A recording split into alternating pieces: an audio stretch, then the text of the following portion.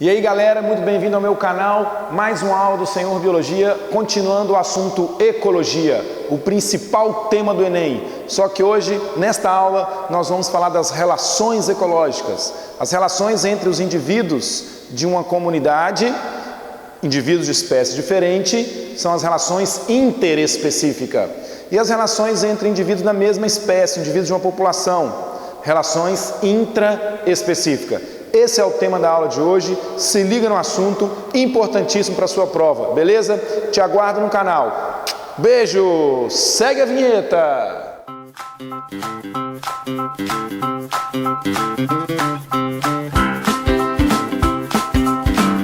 Senhor Biologia. Muito bem galera, você que decidiu estar aqui agora, parabéns pela sua escolha. Você continua estudando, você não se dar por vencido pelas adversidades que a vida lhe apresenta. É isso aí, continue estudando, busque na internet, busque a informação, busque o conhecimento para você detonar da prova. E eu, Senhor Biologia, estou aqui para te dar essa força, ok? O assunto hoje, olha aqui, ó, vamos falar das relações ecológicas. As relações ecológicas entre os seres vivos. Animais se relacionam de forma harmônica ou desarmônica. Animais e diversos outros formas de vida, diversos outros reinos, né? As relações harmônicas são aquelas relações em que não há prejuízo. Todas as espécies se beneficiam ou não perde nada. O importante é entender que nas relações harmônicas não ocorre prejuízo. Nas relações desarmônicas, pelo menos uma da espécie que está se relacionando, pelo menos uma, aí sim acontece prejuízo, ok? Então se liga nisso. Essa relação ela pode ser dentro da espécie intraespecífica. Então as relações intraespecíficas elas podem ser harmônicas ou desarmônicas. Ou as relações podem ocorrer dentre indivíduos de espécies diferentes. Estamos diante de uma relação interespecífica. A relação interespecífica pode ser harmônica ou desarmônica, ok? A gente usa símbolos para relacionar isso aí. O símbolo mais significa quando a relação é o quê? Positiva. E o símbolo menos quando a relação é negativa, ok? Por exemplo, uma relação bastante interessante aqui, ó. Competição. Competição é uma relação que cai muito na sua prova. Essa relação aqui, ela pode ser tanto intraespecífica como interespecífica. Quando dois leões marinhos estão brigando, disputando por uma fêmea, por exemplo, ali está havendo uma competição intraespecífica. Mesmo que um dos leões marinhos ganhe a briga contra o outro e consiga se reproduzir com a fêmea, ele perde. A relação competição, ela é do tipo, olha só, negativo, né? A gente simboliza assim, ó, menos, menos. Ela é do tipo menos, menos, porque os dois perdem. Ah, mas um conseguiu se reproduzir com a fêmea. E aí? E aí que ele perde, porque ele gastou energia para brigar, para conseguir vencer a disputa pela fêmea. Ele se machucou, ele teve um desgaste para poder conseguir a fêmea, então ele saiu perdendo. Imagina se ele não tivesse que brigar e disputar pela fêmea. Um dos machos tinha uma fêmea, o outro tinha outra fêmea. Beleza, não tinha disputa, não tinha briga. A relação interespecífica agora, competição. Vamos pensar, por exemplo, no leão e no guepardo, indo lá para a África. Ah, o leão, ele compete com o guepardo, mas o leão vence, porque o leão é maior, ele é mais forte, se o guepardo está perto, o guepardo sai correndo, porque na briga ali o guepardo perde, né? Porque ele é um felino muito menor do que o leão. Mas, mesmo assim, o leão também perde. Por quê? Porque o leão poderia comer aquela comida que o guepardo está comendo. Ele poderia encontrar aquele animal ali no ambiente e comer ele, capturar ele e comer ele, fazer a predação dele. Mas não vai fazer porque o guepardo já fez, então é um alimento a menos para o leão. Então perceba que mesmo o leão sendo mais forte, o leão vencendo a competição, a relação continua sendo do tipo menos e menos, ok? Bom, como um passe de mágica, eu vou escrever aqui, vou colocar todas as relações ecológicas e vamos falar de cada uma delas, ok? Atenção! Muito bem, vamos falar então das relações ecológicas harmônicas, começando aqui pelas intraespecíficas. As relações harmônicas intraespecíficas, sociedade e colônia, são do tipo mais e mais, todos se beneficiam. Todos os indivíduos da mesma espécie, perceba bem, intraespecífico, intra é dentro da espécie, eles se beneficiam. Qual que é a diferença entre sociedade e colônia então? Na sociedade, os indivíduos são separados, eles não são grudados uns nos outros como é na colônia.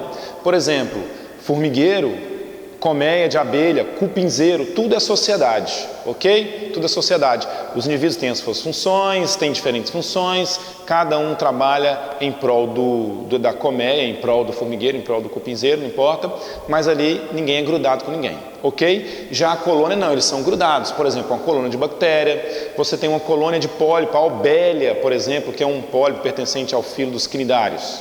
Filo quinidário, classe hidrozoa, temos a obélia. Lá nós temos pólipos, responsável pela alimentação, captura de alimento, pólipo responsável pela reprodução.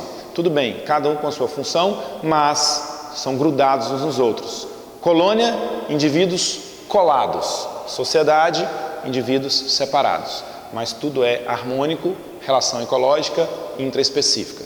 Vamos agora para as relações harmônicas interespecífica, entre indivíduos de espécie diferente. Mutualismo e protocooperação, as duas são mais e mais, ou seja, as duas espécies estão ganhando nessa história. Qual que é a diferença entre elas então? No mutualismo a relação é obrigatória e na protocooperação a relação não é obrigatória. Por exemplo, no mutualismo, você tem micro-organismos que vivem no intestino de animais que comem capim. Veja bem, os animais eles não conseguem produzir a principal celulase, a principal enzima que é capaz de digerir o capim. Eles não conseguem. Eles dependem da existência de micro-organismos no interior dele, protozoários, bactérias que fazem isso. O coelho, por exemplo, tem um apêndice ileocecal grandão, porque lá dentro vive bactérias e protozoários produzindo a celulase. E essa celulase é usada para digerir a celulose, que é o principal alimento dele. Boi também tem, cavalo também tem, todos precisam desses micro-organismos. Como que é a relação lá? Mutualismo. Fungo e alga forma líquen. Qualquer fungo, qualquer alga? Não. Uma espécie de fungo, uma espécie de alga junto forma líquens. Uma relação também mutualística, porque os dois se beneficiam. O fungo fornece umidade para a alga faz a fotossíntese usando essa água que o fungo consegue capturar e fornece alimento para o fungo. Perfeito, organismos pioneiros dentro da sucessão ecológica primária, não é? Eles dependem de mais ninguém para crescer. Relação mutualística ali também, harmônica. Protocooperação, vários exemplos, por exemplo, peixe palhaço e anêmona do mar. O peixe palhaço se beneficia, porque ele vive ali, ele ganha proteção da anêmona, ele é imune à substância tóxica produzida pelos quinidócitos da anêmona. E a anêmona ganha, quando a anêmona come, se alimenta de algum peixe, alguma coisa assim, resíduos de alimento que está ali, que sobra ali, o peixe come. Além dele ganhar casa, proteção, ainda ganha comida. E a anêmona ganha o quê? A anêmona ganha, primeiro, um faxineiro. Porque o peixe palhaço, ele limpa os resíduos que ficam ali em volta da anêmona, que ele usa como alimento, ele acaba limpando a anêmona. Então ela ganha um faxineiro. E ela ganha também uma isca, porque quando o peixe palhaço está nadando ali em volta, um peixe grande vê ele ali, vai tentar capturar ele, ele sai correndo e entra para dentro da anêmona, ou entre os tentáculos da anêmona, na verdade. Isso acaba atraindo peixes que normalmente não cairiam na armadilha da anêmona, ok? Então a anêmona ganha, peixe palhaço ganha, relação harmônica, mais e mais, do tipo protocooperação. Outros exemplos, clássico, pássaro, palito e jacaré. O pássaro palito pousa na língua do jacaré, que fica com a boca abertona assim, ó, e ele vai comendo os resíduos de alimento ali em volta ali, e ajuda a limpar, a tirar isso aí da boca do jacaré. Alguns pássaros que vivem no dorso de animais que ficam no pasto, boi, ou gnu, lá na savana africana, ou qualquer outro animal. O que esses pássaros ficam fazendo em cima ali? Comendo um carrapato. Então, quando o pássaro tira o carrapato do boi, o boi se beneficia, porque ele está tirando um parasita do boi. E de quebra, o pássaro ganha uma comida, certo? Beleza? Relação harmônica, benefício para os dois, não é obrigatória. O jacaré não precisa do pássaro palito, nem o pássaro palito tem como fonte de alimento unicamente aquilo que ele pega lá. A mesma coisa o pássaro e o boi, beleza? Não é obrigatória. Cuidado com um detalhe. Em alguns autores, isso já existiu em prova, considera mutualismo como sendo mutualismo obrigatório e mutualismo não obrigatório. Isso já caiu em prova. O que é o mutualismo não obrigatório? É a protocooperação. Eles não aceitam esse nome, protocooperação. Eles usam o nome mutualismo não obrigatório. Ok? Se liga nisso aí. Inclinismo. Inclinismo é uma relação do tipo mais e zero. Mais um organismo se beneficia e zero, um organismo não perde nada. Por exemplo, o peixe palito e o pepino do mar. Ele entra dentro do pepino do mar e fica lá dentro usando o pepino do mar como moradia. E aí ele sai para o pepino do mar, ele não perde nada. E o passarinho e o peixinho ganha proteção. Um outro exemplo muito especial de inclinismo, que é chamado epifitismo. As orquídeas e as bromélias, elas são natural da Mata Atlântica, que é extremamente fechada e o solo dessa mata é escuro. E essas plantas elas precisam de luz para poder se desenvolver. Estratégia que elas conseguiram desenvolver?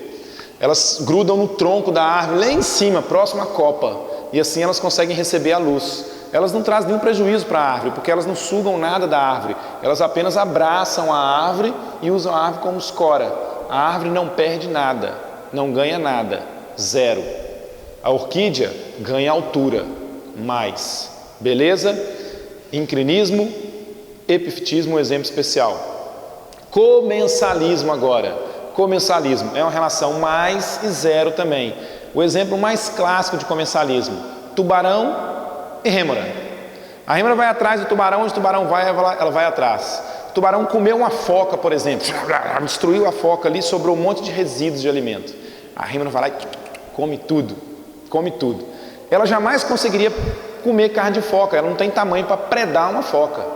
Mas, ao andar junto com o tubarão, ela consegue comer carne de foca. Perceba então que a rêmora ganha, ela se beneficia. E o tubarão não perde e nem ganha nada, ok? Comensalismo, uma relação harmônica intraespecífica, ok? Uma outra relação muito especial, que é essa relação aqui, ó, vou escrever, chamada forésia. Forésia. Já ouviram falar dessa relação? Não? Já ouviram? Bom, enfim, de qualquer forma, você que está até agora assistindo essa aula vai ganhar esse presente. Eu aposto essa relação aí no Enem, porque é o seguinte, o exemplo dela. Como que é a relação que existe entre o vírus da dengue, os vírus, né, Dengue 1, Dengue 2, Dengue 3, Dengue 4, os 4 subtipos. Como que é a relação dele com o mosquito Aedes aegypti?